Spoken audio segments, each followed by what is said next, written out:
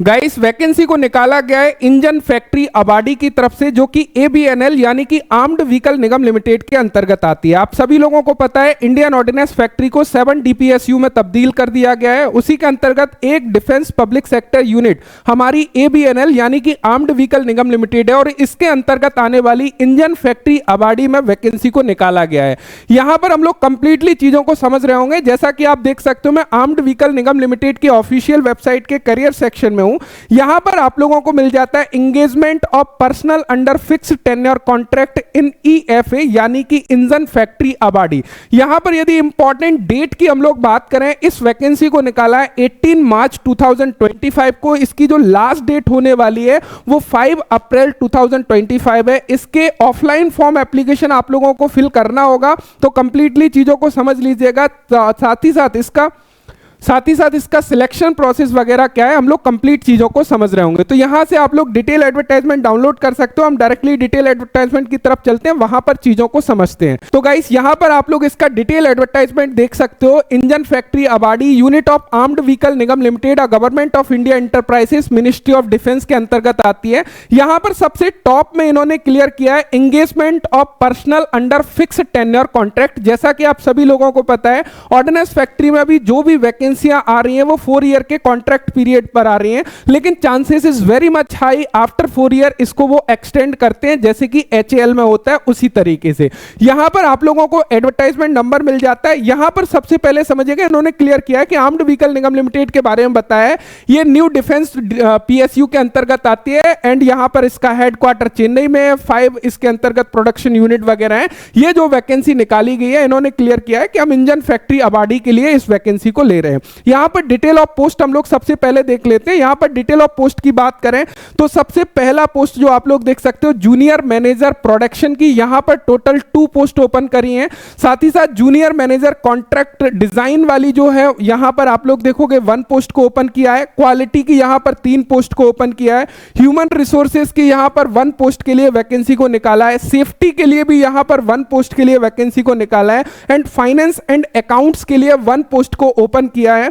साथ ही साथ marketing and export के लिए 1 पोस्ट को ओपन किया है। यदि आईटीआई स्टूडेंट्स की हम लोग बात करने लगे, यहां पर फिटर जनरल के लिए टोटल 58 पोस्ट को निकाला है। तो यह काफी बढ़िया पोस्ट यहां पर इन्होंने ओपन किया है। तो 58 पोस्ट फिटर ट्रेड के लिए आईटीआई से निकली हुई है। साथ ही साथ यदि मशीनिस्ट की बात करें, 11 पोस्ट मशीनिस्ट के लिए निकाला है और वेल्डर की बात करें, 1 पोस्ट वेल्डर के लिए निकाला है। तो टोटल नंबर ऑफ पोस्ट की हम बात करें, टोटल 80 पोस्ट के लिए वैकेंसी को इन्होंने ओपन किया है। अब किसके लिए क्या एजुकेशनल क्वालिफिकेशन की आवश्यकता है, यहां पर आप देखोगे जूनियर टेक्नीशियन की वैकेंसी है और जूनियर मैनेजर की वैकेंसी है। यहां पर अब हम लोग थोड़ा देख लेते हैं। यहां पर जो भी फिजिकल हैंडिकैप्ड पर्सन है उनकी कैटेगरी वगैरह दिखाई हुई है, तो वो लोग देख सकते हैं कि किस कैटेगरी में। क्वालिफिकेशन एंड एक्सपीरियंस को थोड़ा सा समझ लीजिएगा। देखिए सबसे पहले यदि हम लोग क्वालिफिकेशन की बात करें, जूनियर मैनेजर पोस्ट की यदि हम लोग बात करें, फर्स्ट क्लास डिग्री होना चाहिए आप लोगों के रिलेवेंट फील्ड से। जैसे कि प्रोडक्शन में अप्लाई करोगे तो production engineering, mechanical engineering, automobile engineering, इन सबसे आप लोगों की first class degree in engineering है, तो आप यहां पर डेफिनेटली अप्लाई कर पाओगे। लेकिन साथ में एक्सपीरियंस भी मांगा हुआ है, तो सबसे पहले मैं एक्सपीरियंस क्लियर कर देता हूं। यहां पर जितनी भी जूनियर मैनेजर की पोस्ट है उनके लिए मिनिमम 2 ईयर का पोस्ट क्वालिफिकेशन एक्सपीरियंस इन्होंने मांगा हुआ है, जो कि आपकी जो भी क्वालिफिकेशन है उसके बाद का एक्सपीरियंस होना चाहिए।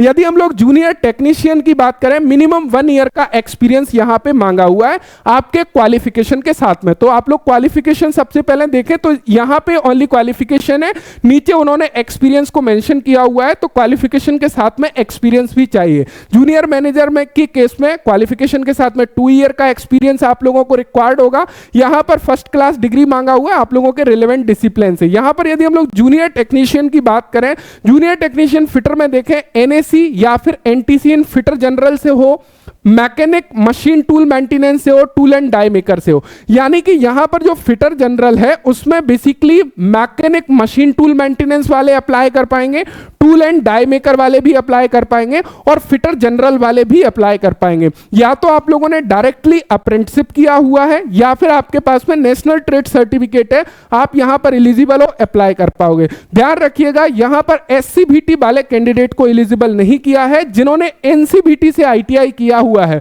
वो कैंडिडेट यहां पे एलिजिबल होंगे और अप्लाई कर पाएंगे। लेकिन ध्यान रखिएगा, इस क्वालिफिकेशन के साथ में 1 ईयर का एक्सपीरियंस भी इन्होंने रिक्वायर्ड मांगा हुआ है। आपका कहीं से भी वो एक्सपीरियंस बेसिकली हो सकता है, केवल इन्होंने स्पेशली बोला है कि आपका टीचिंग का, एकेडमिक का, ट्रेनिंग का, इंटर्नशिप का ये एक्सपीरियंस में काउंट नहीं होंगे। ऐसा नहीं है कि आपने किसी आईटीआई कॉलेज में पढ़ाया है तो वो आप जो है एज ए एक्सपीरियंस काउंट करा सको, वो एक्सपीरियंस नहीं माना जाएगा। किसी भी मैन्युफैक्चरिंग यूनिट में आपने काम किया हो, प्राइवेट सेक्टर में काम किया हो, पब्लिक सेक्टर में काम किया हो, तो उस केस में वो आपका एज अ एक्सपीरियंस माना जाएगा। इन केस यदि आप कहीं पर जॉब कर रहे हो तो वहां पे जब आप लोग डॉक्यूमेंट वेरिफिकेशन के लिए जाओगे, इंटरव्यू के लिए जाओगे या फिर ट्रेड टेस्ट के लिए जाओगे अकॉर्डिंग टू पोस्ट, वहां पर आपको एनओसी, नो ऑब्जेक्शन सर्टिफिकेट दिखाना होगा। तो ये चीज आप लोगों को बेसिकली क्लियर होना चाहिए। तो यहां पे ये चीज क्लियर हो गया। इसी प्रकार मशीनिस्ट में, मशीनिस्ट से आईटीआई हो या अप्रेंटिस हो, वेल्डर के केस में वेल्डर से जो है आईटीआई या फिर आप लोगों का अप्रेंटिस होना चाहिए। तो मुझे उम्मीद है कि क्वालिफिकेशन एंड एक्सपीरियंस आप लोगों को क्लियर हो गया होगा। यहां पे इन्होंने अगेन वही चीजों को क्लियर किया हुआ है जो ऑलरेडी हम लोग क्लियर कर चुके हैं। यहां पर इन्होंने बोला है जो हायर क्वालिफिकेशन वाले कैंडिडेट हैं, जिनके पास में आईटीआई है और इंजीनियरिंग बीटेक भी किया हो, उन कैंडिडेट को फॉर्म को रिजेक्ट कर दिया जाएगा।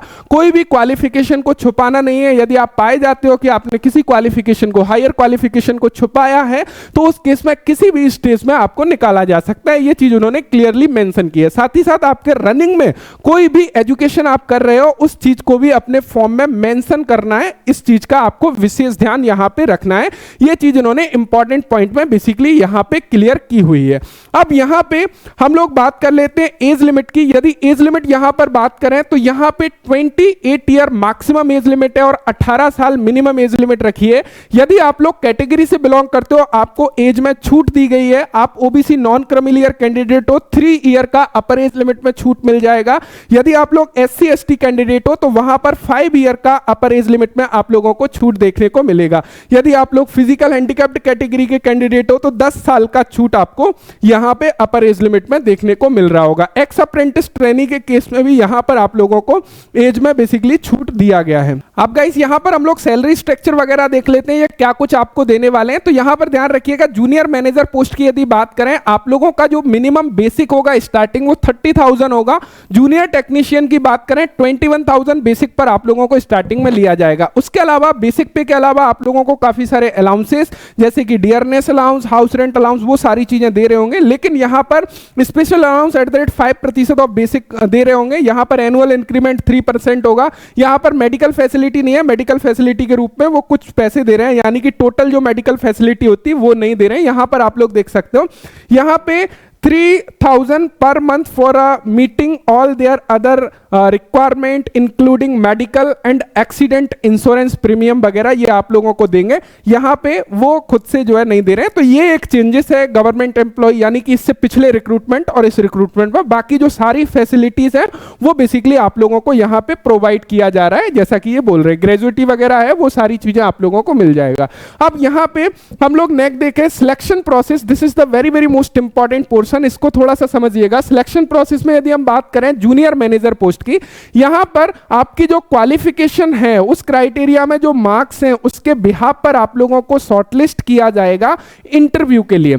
और यहां पे जो फाइनल मेरिट बनेगी उसमें आपके मार्क्स का 85% वेटेज होगा और इंटरव्यू का 15% वेटेज होगा। उसके बाद आप लोगों की मेरिट बनेगी। लेकिन जूनियर टेक्नीशियन के केस में क्या होगा, आप लोगों के एनटीसी या फिर एनएसी के केस में आप लोगों के जो भी मार्क्स हैं, अब यहां पे बोल रहा है in case of passing both NTC NAC the marks of NTC will only be considered. यदि इन केस आपने नेशनल ट्रेड सर्टिफिकेट किया हुआ है, आईटीआई किया है और उसके बाद में आपने अप्रेंटिस कर लिया, अब उस केस में आपके अप्रेंटिस के मार्क्स को कंसीडर नहीं किया जाएगा, आपके आईटीआई के मार्क्स को कंसीडर किया जाएगा। तो उसके बिहाफ पर आपका जो है मेरिट बनेगा। तो फाइनल मेरिट पूरी तरह से डिसाइड होगा किस बिहाफ पर कि आपके कितने मार्क्स हैं, कितने परसेंटेज हैं आईटीआई में। यदि आपके अच्छे परसेंटेज हैं आईटीआई में तो आपका यहां पे सिलेक्शन हो जाएगा, कोई भी एग्जाम वगैरह नहीं होता है। इसके बाद में आप लोगों का ट्रेड टेस्ट के लिए कॉल किया जाता है। ट्रेड टेस्ट बहुत कॉमन होता है, आपके ट्रेड से रिलेटेड आपको मशीन चला के या वर्कपीस को बना के रॉ मटेरियल दिया जाता है, दिखाना होता है। ये केवल क्वालिफाइंग नेचर का होता है, लेकिन फाइनल जो मेरिट है वो आपके आईटीआई के मार्क्स के अकॉर्डिंग बनेगी। यदि आईटीआई में आपकी अच्छी परसेंटेज है तो डेफिनेटली आपकी जॉब यहां पे लगने वाली है, कोई भी इशू नहीं है। तो ये चीज मुझे उम्मीद है कि यहां यहाँ पे बेसिकली क्लियर हो गया होगा। नेचर ऑफ एंगेजमेंट के बारे में अगेन इन्होंने क्लियर किया है कि प्योरली कॉन्ट्रेक्चुअल बेसिस पर यहाँ पर है, फिक्स टेन्योर, तो ये सारी चीजें इन्होंने क्लियर की हैं। वही सेम यहाँ पर 4 ईयर का कॉन्ट्रैक्ट बेसिकली ये लोग रखते हैं। एंड यहाँ पे टर्मिनेशन ऑफ एंगेजमेंट की बात करिए, हाउ टू अप्लाई देख लेते हैं। This is the very very most important. यहाँ पर अगेन इन्होंने क्लियर किया है कि जो भी इंटरेस्टेड कैंडिडेट है आपको एप्लीकेशन फॉर्म को डाउनलोड करना है। मैं लिंक आप लोगों को डिस्क्रिप्शन में दे दूंगा। हार्ड कॉपी में फुल आप लोगों को कंप्लीटली फॉर्म को फिल करना है। स्कैंड सेल्फ अटेस्टेड कॉपी आप लोगों को यहां पर लगाना है और इस पते पर बेसिकली भेज देना है। इसकी जो लास्ट डेट ऑलरेडी मैं आप लोगों को क्लियर कर चुका हूं, 18 मार्च को ये वैकेंसी निकली है। 21 डेज के अंदर उनके पास में फॉर्म पहुंच जाना चाहिए। इन केस नहीं पहुंचता है तो क्या होगा, वहां पर आपका उम्मीदवारिता को रद्द कर दी जाएगी। तो समय से अपने एप्लीकेशन फॉर्म को भर दीजिएगा। एप्लीकेशन फी किस प्रकार पे करना है, एप्लीकेशन फी 300 रुपीज बेसिकली रखी हुई है, जिसको एसबीआई कलेक्ट के माध्यम से पे करना है। कैसे पे करोगे, सिंपली एसबीआई कलेक्ट में जाना है। एसबीआई कलेक्ट पेज ओपन करोगे, वहां पर पब्लिक सेक्टर अंडरटेकिंग को चूज करना है। उसके बाद में armed vehicle Nigam limited Tamil Nadu को चूज करना है। पेमेंट कैटेगरी में EFA यानी कि fix tenure contract application fee को चूज करना है। उसके बाद में आपको पेमेंट कर देना है। तो वहां से जो भी आप लोगों का नंबर जनरेट होगा उसको जो है अपने फॉर्म में फिल करना है और वो शायद स्क्रीनशॉट यहां पे जो है जो भी रिसिप्ट होगी उसको लगाना पड़ेगा। यहां पर जो भी कैटेगरी वाले कैंडिडेट हैं उनके लिए कोई भी फी नहीं रखी है, फीमेल कैंडिडेट के लिए। तो ये सारी चीजें उन्होंने छूट बेसिकली दी हुई है। एंड यहां पे नीचे आप लोगों को मिल जाता है ये एप्लीकेशन फॉर्म। यहां पर एप्लीकेशन फॉर्म कंप्लीटली दिया हुआ है।